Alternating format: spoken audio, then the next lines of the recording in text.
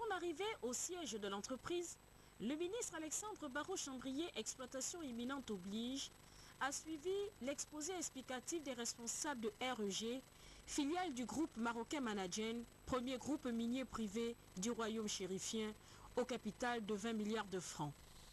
La zone inaugurale de production du gisement de Bakoudou, près de Bakoumba, après des recherches menées, promet dès juillet prochain d'offrir sur 4 ans les premières retombées de découverte d'or dans la localité.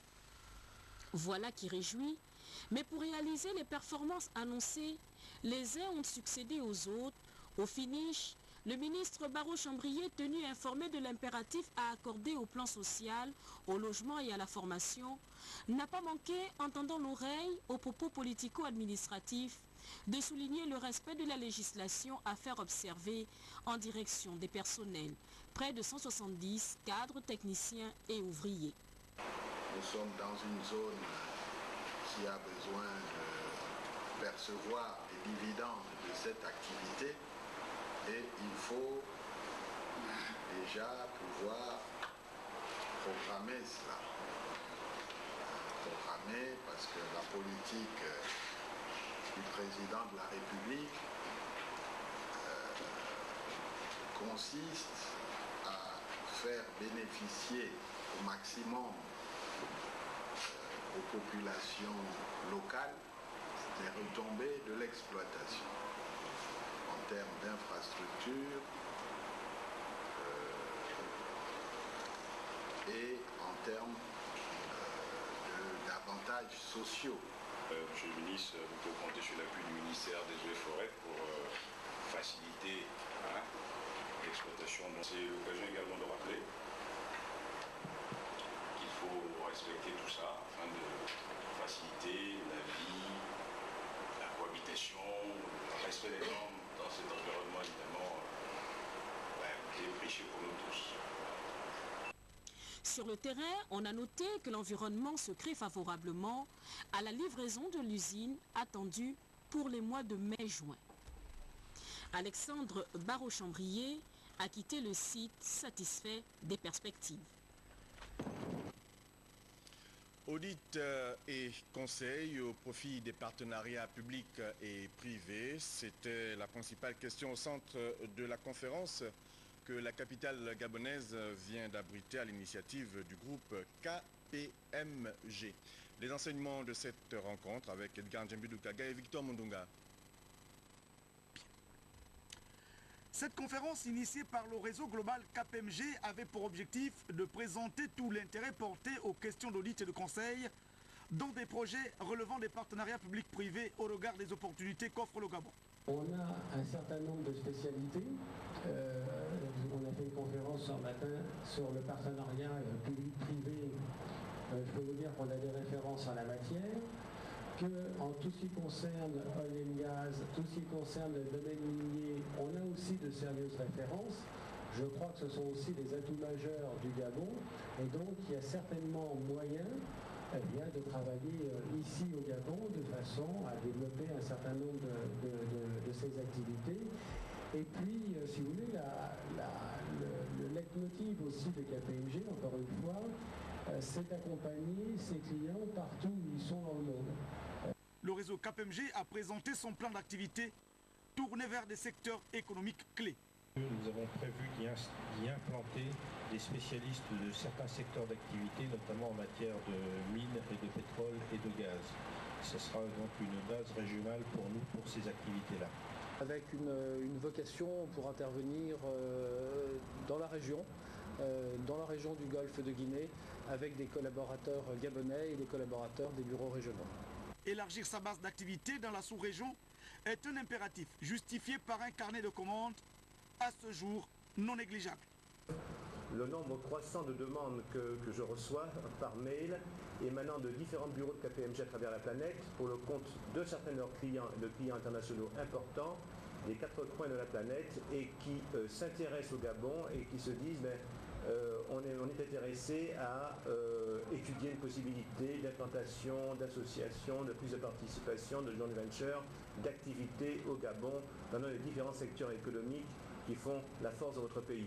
Pour évaluer son importance, KPMG est un réseau d'audit conseil de 1400 agents actifs dans 150 pays.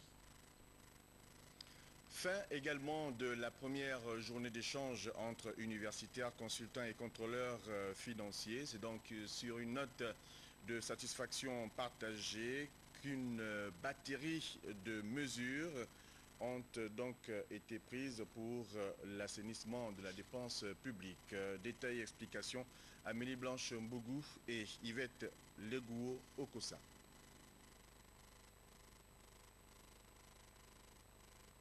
La première journée d'échange entre universitaires, consultants et contrôleurs financiers se proposait d'exploiter les pistes et les solutions efficaces face aux exigences de la politique de l'émergence qui préconise une gestion saine et rigoureuse de la chose publique tout en privilégiant non plus une logique de moyens mais plutôt une logique de résultats et de qualité.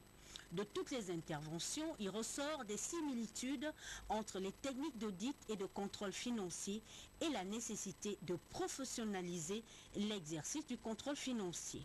Le contrôle financier, marqué par le contrôle de régularité et de conformité, a présenté ses limites et doit évoluer vers un contrôle financier rénové, moderne, managérial, un contrôle financier émergent.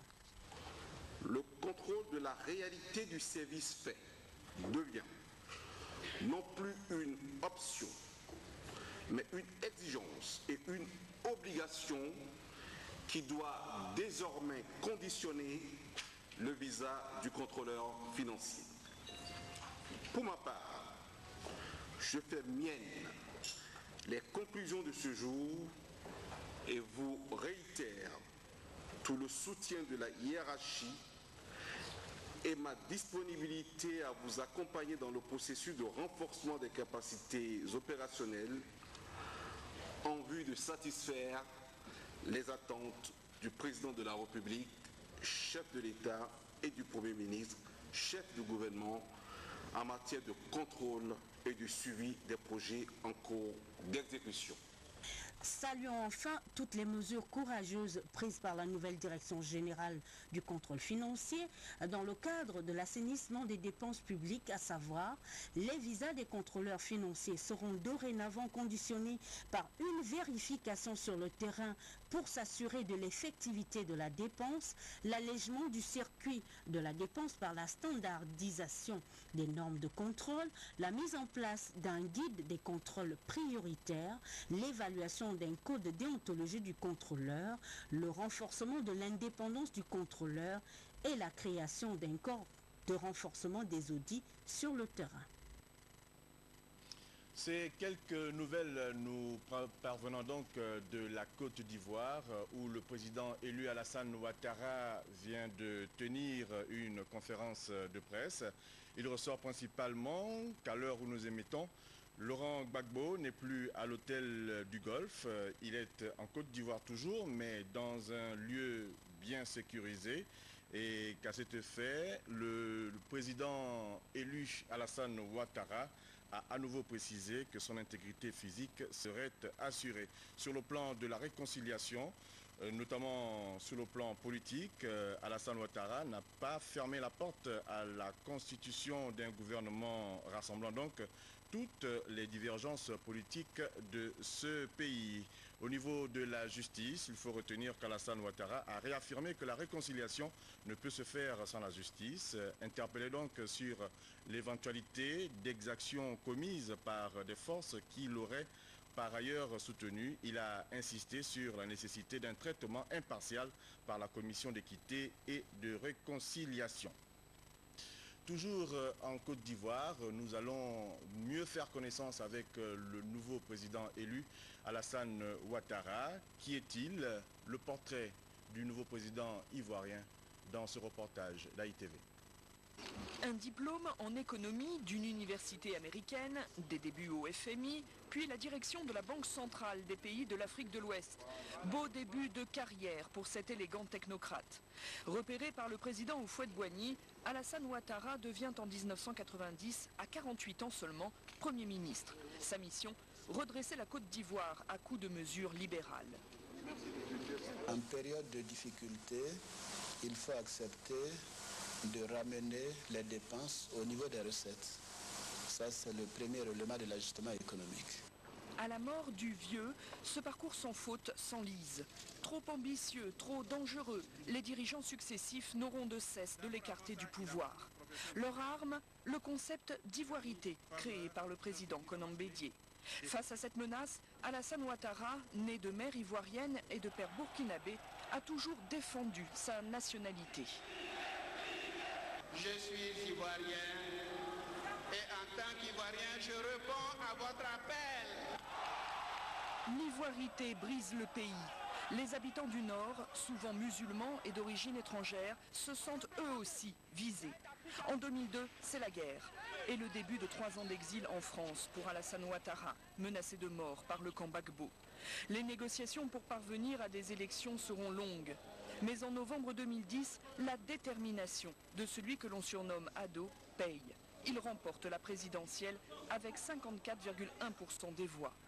Laurent Gbagbo refuse les résultats. Alassane Ouattara est confiné dans l'hôtel du Golfe d'Abidjan. La Côte d'Ivoire est de nouveau au bord du chaos. Mon serment personnel et mon engagement vis-à-vis de tous est d'épargner le maximum de vies humaines. C'est pourquoi j'ai fait preuve de patience. Patience et sang-froid, des qualités qui vont permettre au président élu de reprendre la main après 4 mois d'extrême tension et une offensive diplomatique auprès de la communauté internationale. Alassane Ouattara doit maintenant relever 2 défis, la réconciliation du peuple ivoirien et la reconstruction d'un pays laminé par 10 ans de crise. On termine cette édition d'information par le Gabon avec cette communication du gouvernement. Dans un souci d'assainissement et de promouvoir l'action syndicale en République gabonaise, le ministère du Travail, de l'Emploi et de la Prévoyance sociale, en accord avec les partenaires sociaux, avait jugé nécessaire, lors des négociations de 2010, de déterminer le niveau de représentativité de chaque centrale syndicale conformément au texte en vigueur. À cet effet, il a été donc demandé à chacune de ces organisations syndicales des travailleurs de bien vouloir déposer au plus tard le lundi 18 avril 2011 leur fiche d'identification dûment signée. Or, à ce jour, plusieurs centrales syndicales ne se sont pas toujours manifestées. En conséquence, le ministre du Travail, de l'Emploi et de la Prévoyance sociale tient à informer les partenaires sociaux du report de la date du dépouillement au mercredi 22 juin 2011 à 10 h. Par ailleurs, en vue donc de permettre le paiement de la subvention pour le compte de l'année 2011, le ministre du Travail, de l'Emploi et de la Prévoyance sociale invite les centrales syndicales retardataires à bien vouloir déposer leur plan d'utilisation de la subvention 2010 au plus tard le 20 avril 2011, tel que décidé lors des négociations irrelatives. Pour le ministre du Travail, l'intérim est assuré par Blaise Luembe. Voilà, mesdames, messieurs, nous vous avons présenté le journal. Merci de l'avoir suivi. Prochain rendez-vous avec votre serviteur demain 20 h. Mais n'oubliez pas, demain dès 7h30, informez-vous en compagnie de Marie-Jo Moussavou. J'y arrive. À demain 20 h.